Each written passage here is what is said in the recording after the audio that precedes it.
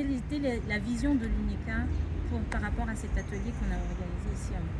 Alors, cet atelier s'inscrit dans un processus qui est lié à deux dates importantes récentes, qui est l'adoption d'un plan d'action sur l'économie circulaire au niveau continental, au niveau africain, l'année dernière, mais également en septembre 2023, par le Conseil des ministres des pays de la COI, la mise en place aussi d'un plan d'action pour la région. Donc l'idée, c'est vraiment ce processus qui vise à opérationnaliser ces plans d'action-là et mettre en place tous les ingrédients nécessaires, activer tous les leviers pour que ces plans d'action puissent, comme j'utilise un anglicisme, délivrer sur le terrain, avoir des actions concrètes et qu'on enclenche cette transition très importante pour les pays de la région, particulièrement pour les petits États insulaires, qui sont également des grandes économies maritimes et océaniques, justement, qu'on enclenche dans ces États-là cette transition vers un nouveau modèle de développement circulaire et qui leur permettra également de mieux valoriser à la fois leur espace terrestre, mais également leur espace maritime avec la dimension économique bleue de l'économie circulaire. Donc ça, c'était un peu la vision, c'est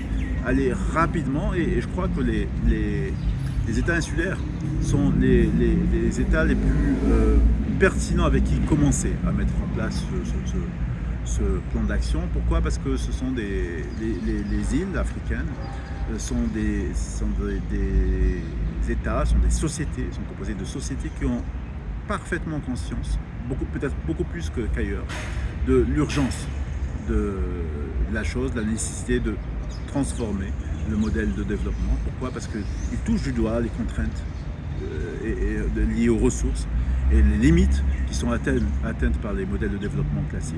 Et à tous les niveaux de la société, effectivement, il y a cette conscience forte, aiguë, de la nécessité d'aller rapidement. Donc c'est pour ça que nous, au niveau de la Commission économique des Nations Unies pour l'Afrique, nous avons souhaité travailler en priorité avec les États insulaires et en l'occurrence avec la COI, un partenaire dans la région, pour pouvoir aller vite et démontrer la pertinence de cette transition et l'importance de cette transition. Et du coup, très pratiquement, comment se manifeste cet appui que vous avez fourni à la COI et aux États insulaires d'Afrique? Alors, il se manifeste dans la pratique par déjà à plusieurs niveaux et à plusieurs dimensions. Bien sûr, il y a l'identification des secteurs clés. C'est très important d'identifier quels sont les secteurs sur lesquels il faut avancer rapidement, sur les déchets, quel type de déchets, on a parlé de pneumatiques, les secteurs de gestion des déchets électroniques, mais également sur le marin, tout ce qui est économie circulaire bleue. Donc tout ça fait qu'il faut les identifier. Et là aussi, on est dans notre rôle de pourvoyeur d'études et de savoir. Donc mettre en place ensemble tous les partenaires qui produisent du savoir autour de ces questions-là pour que ça accompagne la mise en œuvre de ce plan d'action. Autre dimension, les financements. Aujourd'hui, avoir un plan d'action, c'est une chose. Pouvoir le financer, identifier les financements et les mobiliser, c'est beaucoup mieux.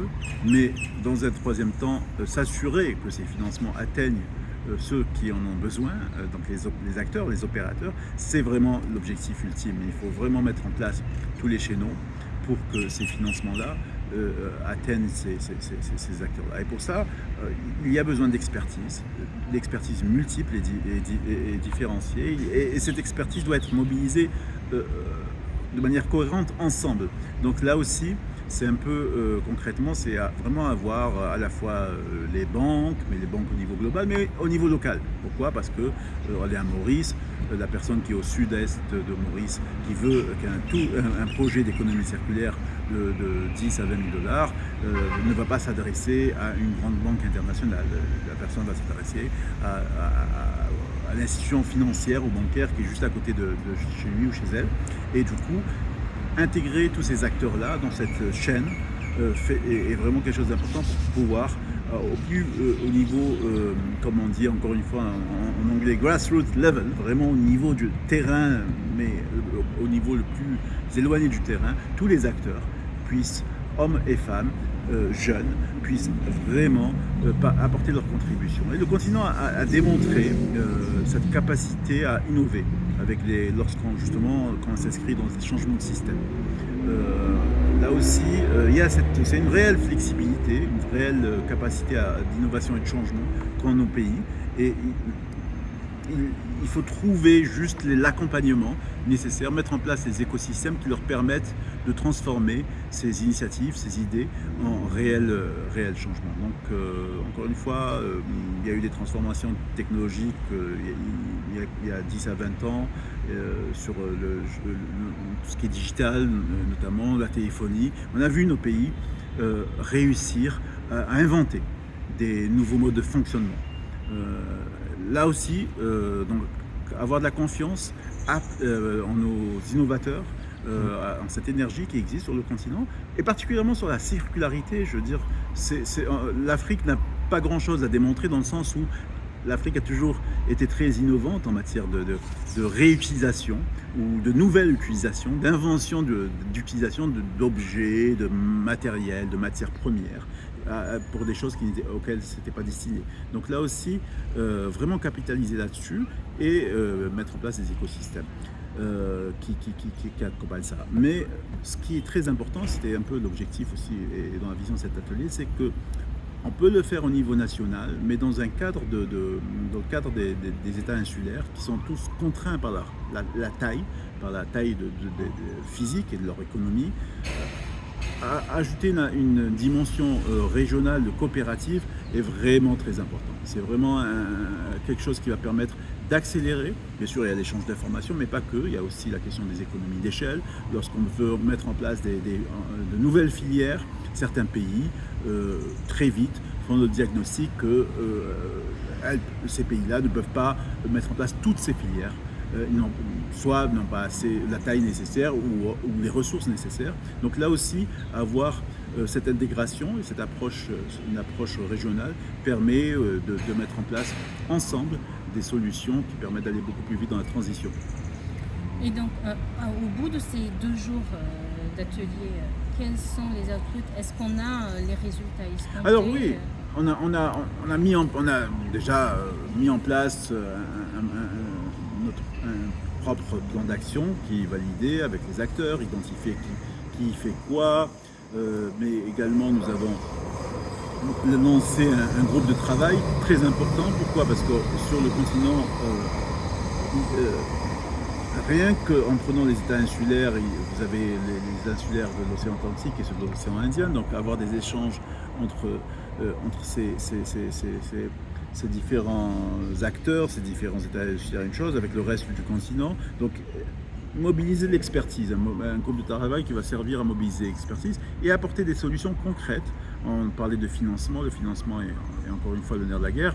Là aussi, c'est très important d'avoir ces coalitions d'acteurs, d'institutions qui permettent ensemble de mettre en place ces financements innovants qui vont accompagner cet effort. Donc,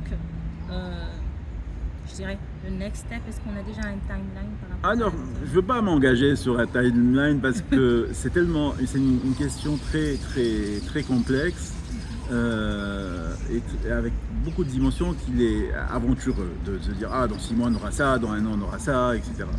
C'est vraiment parce qu'il y a beaucoup d'acteurs qu'on mobilise, qu'on met ensemble.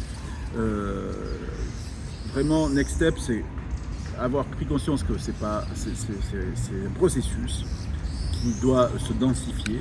On a identifié des choses à mettre en place au niveau de la COI aussi, qui montre l'ambition qu'a la COI pour la question de l'économie circulaire. Donc mettre en place tous ces éléments qui vont nous permettre d'accélérer, de densifier les choses.